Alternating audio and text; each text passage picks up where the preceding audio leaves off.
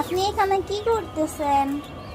আমি আমি যে খরগোশে পাতা দিচ্ছি, এগুলো হচ্ছে সব হচ্ছে বাঁধাকপির পাতা।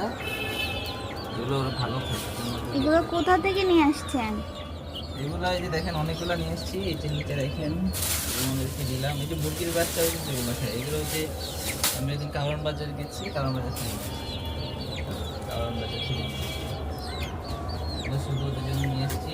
ওখানে যে ওদেরকে বললেই হয় যে ভাই এই পাতাগুলো কি আপনার লাগবে, তখন ওরা যে না ভাই লাগবে না, নিয়ে যাবে, তখন নিয়ে আসবে।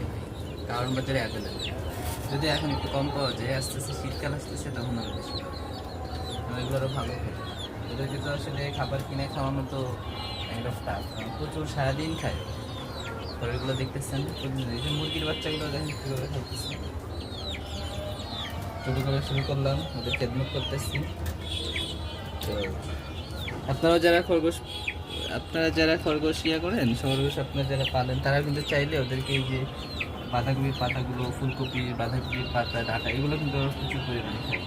এগুলো কারণ বাজার যাবেন, যাদের বাইক আছে বাইক নিয়ে চলে যাবেন, 2-3টা পলিথিন করে নিয়ে আসবেন, নিয়ে চলে যাবেন।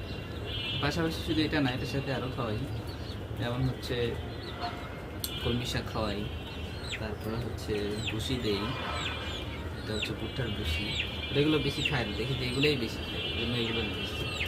আর যেহেতু বৃষ্টি ছিল এই জন্য একটু নষ্ট হয়ে যাচ্ছে, সেই জন্য অ্যাসেপ্ট করে দিয়ে দিই। Bye bye.